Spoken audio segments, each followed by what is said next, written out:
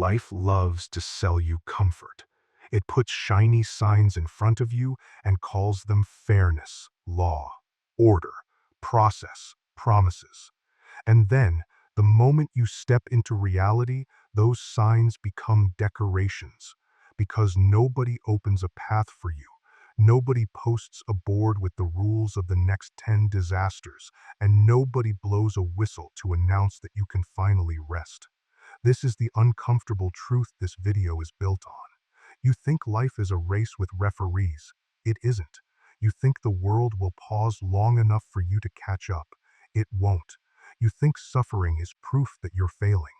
Sometimes suffering is just proof that you're still in the game, still inside the friction that reveals your real psychological wiring. Today, I want you to watch how a survival race exposes the hidden structure of human behavior, not the cute version, the raw one, the kind that makes people quit not because they lack talent, but because they can't tolerate chaos long enough to become dangerous to their own limitations. We're going to use race across America as a metaphor, but not in the lazy motivational way, in the honest way. The way that forces you to admit what you really believe about yourself, your time, your pain, your relationships, and your right to keep going. And if you're already tired of hearing that you should just try harder, don't worry. This isn't that. This is about why most people don't rise. Not because they're weak, because they're secretly loyal to their own excuses. Because they want the outcome without the emotional cost. Because they keep waiting for someone else to guarantee the fairness they refuse to build. So let's begin. Race Across America is a bicycle race that sounds romantic only until you understand what it demands. You're looking at a course across the country, about 3,000 miles from San Diego to Atlantic City. The finish window is under 12 days. And the reason this race feels like truth instead of entertainment is simple. There is no official pause. There is no schedule that says, now you may recover. There is no safe little checkpoint where your suffering gets stamped and forgiven. In a normal race, you can plan your energy. You can ride the wave. You can tell yourself, I'll sprint here, I'll recover there. Your body can interpret the structure as safety. But in this race, every minute you stop becomes distance you lose. Not in a poetic sense. In a mathematical, brutal, psychological sense. Your opponent keeps moving. You don't just fall behind. You start living in a new reality where your brain is already late, your body is already inflamed, and your mind is negotiating with despair. People sleep around 3 hours a night if they're lucky, and luck is not a strategy. The mind starts glitching. Visual distortions show up. Thoughts become more vivid, more irrational, more desperate. A person may start to see threats that aren't there, or feel impulses that feel like truth. And then, after the early days, decisions stop being about how hard can I push and start being about how much madness can I tolerate and still keep pedaling. This is what life does to you too. It doesn't ask you whether you're ready. It asks whether you can operate while you're not ready. Most people pretend they want growth, but deep down, they want relief. They want a system that makes pain meaningful without making it costly. They want an emotional shortcut. They want the world to hand them a guarantee. If you suffer, you must be rewarded. If you work, you must be seen. If you try, someone will eventually correct the unfairness. That belief is comforting until it meets the next day, the next bill, the next rejection, the next betrayal, the next job that disappears, the next person who smiles while they move your goalposts. Then the belief collapses, and what's left is the ugly part people don't want to admit. They don't quit because the pain is unbearable. They quit because the pain proves they didn't control the outcome. They can't tolerate the feeling of having no referee. So they call themselves victims. They call it bad luck. They call it timing. Anything but the simplest truth. They are unwilling to stay in discomfort long enough to extract meaning from it. Here's the part you might not want to hear. Nobody is coming to set up a fair track. Nobody is hanging a decision board on the side of your life that says, congratulations, you suffered enough. Now you may win. Nobody stops the world to balance the odds, so you can feel good about competing. And sometimes your opponent isn't simply stronger. Sometimes your opponent was born closer to success. Sometimes they arrived already ahead of the starting line. Sometimes they had relationships that smooth friction into opportunities. Sometimes they got training, stability, a name people respect. Sometimes their environment turned problems into practice and your environment turned problems into threats. So you can cry about fairness or you can learn the race. Fairness is a story people tell to protect themselves from responsibility. The race doesn't care about your story. It cares about your ability to keep moving while your nervous system screams. After the fourth day in this race, the body becomes a battlefield. Muscles hurt in a way that makes you question your own credibility. Your brain becomes tired enough to start producing hallucinations, not because you're weak, but because the system is overloaded. And in those moments, the only thing that still matters is this one internal question. Do you have enough madness to continue? Not madness like reckless chaos. Madness like controlled deviation from your default collapse. Madness like refusing to obey the first signal your brain sends when it wants to stop. Because that's the real hidden mechanism. Your brain will offer you an exit as soon as it feels danger. Most people take it. They call it self-care. They call it being realistic. They call it intuition. They call it knowing your limits. Sometimes it is limits. Sometimes it is fear, and your job is to stop worshiping fear. There's a particular champion in race across America, a man who won multiple times. His dominance wasn't explained by perfect genetics. It wasn't explained by superior physiology. In the tests, he wasn't always the most exceptional. He didn't have miraculous training.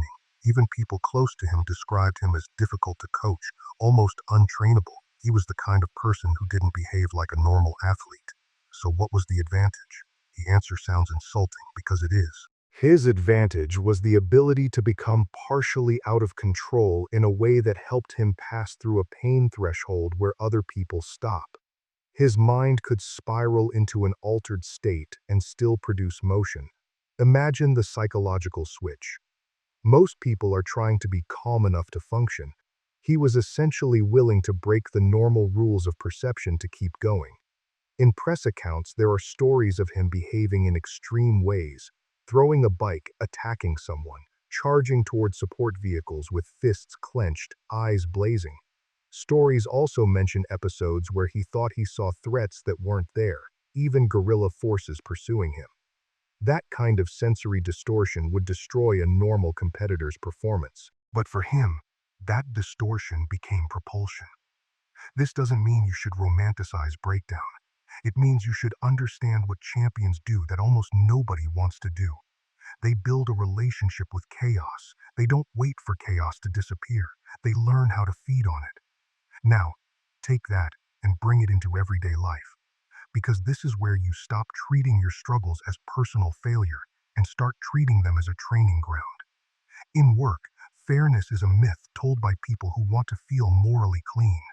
Real work is not a courtroom. It's a network of leverage. Some people start with access. Some people start with an angle. Some people have mentors who push them into rooms they didn't earn. Others have to grind for years just to be seen as competent. And when you face someone with more resources, more social proof, more money, more connections, more confidence, more fluency in the language of power, you have two choices. You can demand equality from a system that never promised it, or you can create advantage through strategy. Advantage is uncomfortable because it requires self-ownership. It requires you to admit you can't outsource outcomes to the universe. You optimize how you use limited resources.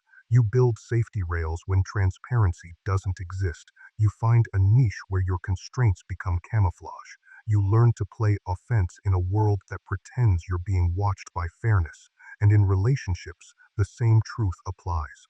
People don't always repay kindness with kindness. Some repay with exploitation. Some repay with betrayal. Some repay with silence, distance, or passive cruelty. If you're still waiting for loyalty to behave like a moral law, you will keep getting hurt. This isn't pessimism, it's reality.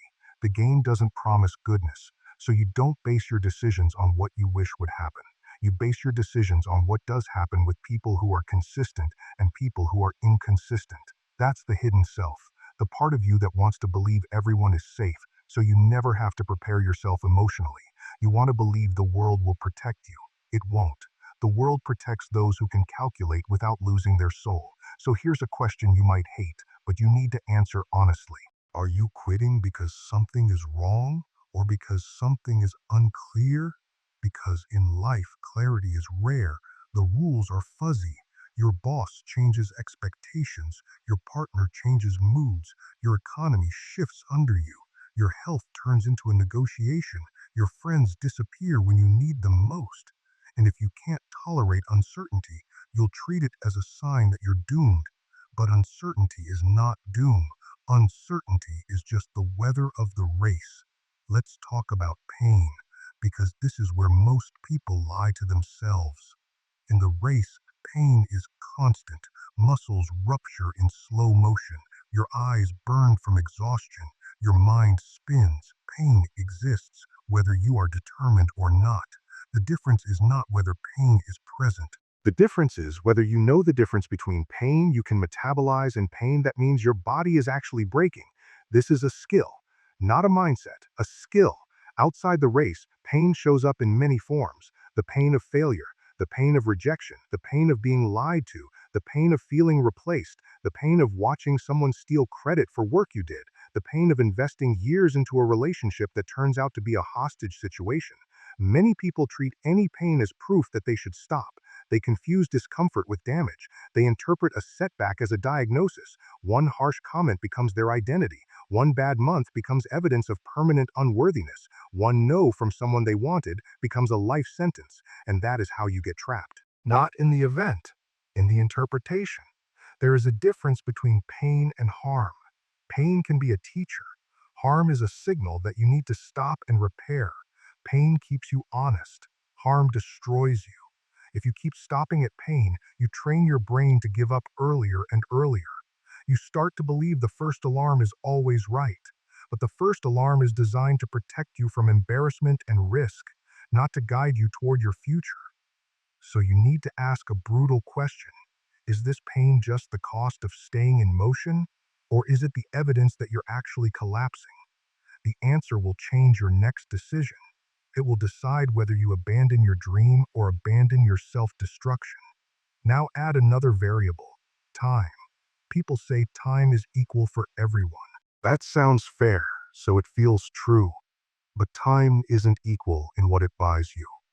Time is a currency that behaves differently depending on what you do with it. In Race Across America, you can't pause the clock.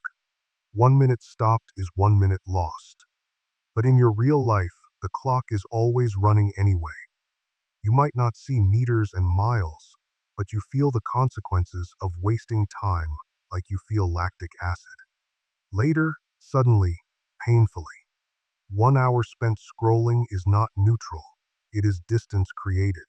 A person can use the same hour to learn a skill, to build a relationship, to apply for a better opportunity, to work out a plan, to write, to practice sales, to clean up their finances, to recover. And you? You might tell yourself you're taking a break. Sometimes breaks are necessary. But if your break keeps morphing into avoidance, your brain is using rest as camouflage for fear.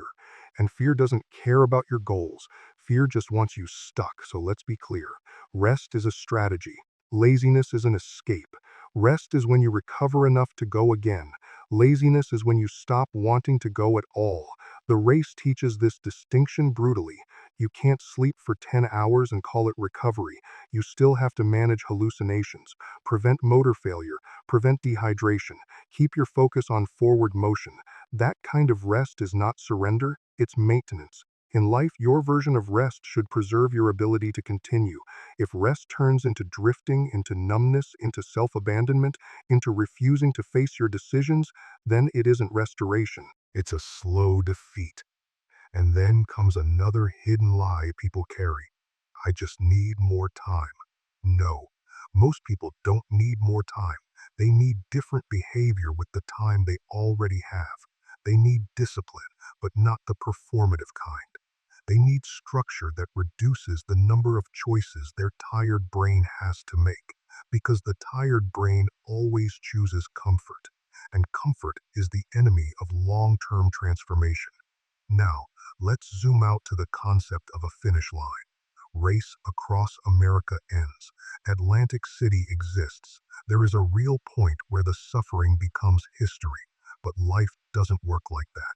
There is no universal finishing town where you can finally stop being a person who must make decisions, which means you have to create your own finish line. Society gives you suggested finishes.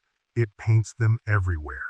Achievements, titles, money, status, social approval, views, likes, a certain kind of lifestyle that screams you succeeded. And then it tells you these are the endpoints. It tells you that if you reach them, you will finally feel peace. But those aren't finish lines. They're props. They're temporary tokens that buy silence for a while. Then your brain gets restless again because the hunger isn't satisfied by recognition. The hunger is existential. If you don't define what enough means for you, you will keep running someone else's race. You'll chase accomplishments that aren't actually yours. You'll climb ladders built for other people's priorities. You'll measure your life by external metrics and then wonder why you feel empty when you win. That's what it looks like when the hidden self has been hijacked. You stop asking what you want and start asking what would look impressive. So define your finish line with something internal and real. Time freedom, a family you protect, mental peace, creating something that makes tomorrow less cruel for someone else, health that lets you live without bargaining, the right to spend your days with dignity. When your finish line is clear, every lap becomes purposeful, not because it's meaningful in a philosophical way, but because it becomes functional. Your decisions line up. Your relationships become clearer. Your spending becomes clearer. Your discipline becomes easier because you have a destination, not just a vague obligation. Without that, you'll interpret effort as meaningless, and you'll quit at the first real cost. Now we have to confront the darkest part of all. In Race Across America, people die. Two racers died trying to conquer this challenge. They pushed beyond the point where it was training, beyond the point where pain could be processed, beyond the point where their bodies could survive the cost. In life, people also die inside their own races. They don't always die physically. They die socially. They die emotionally. They lose their health. They lose the relationships that mattered. They lose their identity. They trade their present for a distant maybe, and then reach an ending that feels like a tomb. This is why the race is a metaphor that doesn't let you hide behind inspiration. It forces the question you avoid. Not should I fight? That's a childish question. The real question is it worth it? Is chasing that promotion worth your nervous system breaking?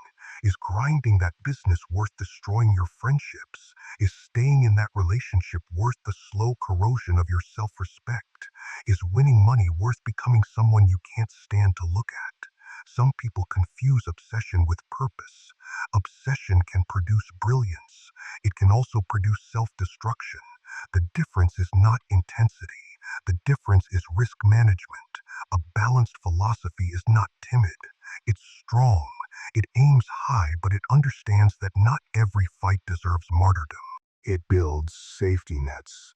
It sets boundaries around what you refuse to sacrifice. It dares to pursue greatness without pretending you can survive anything. In other words, it's about being ambitious with systems that protect you from collateral damage. If you lose everything to gain a short-term victory, that isn't victory. That's suicide dressed in applause. This is where many hidden selves are born. The hidden self is the version of you that wants to win so badly it will burn bridges, ignore warning signs, sabotage relationships, and then call it commitment. It will keep sacrificing until there's nothing left to sacrifice except your health. Then, when the body finally forces a stop, you feel betrayed by reality. You don't realize reality was trying to help you. Harm was already happening. Your limits were already signaling. So again, pain is not harm, but harm is real, and you cannot spiritualize your way out of a broken body. Now let's connect this to money mindset, because the Race Across America metaphor becomes especially clear when you understand the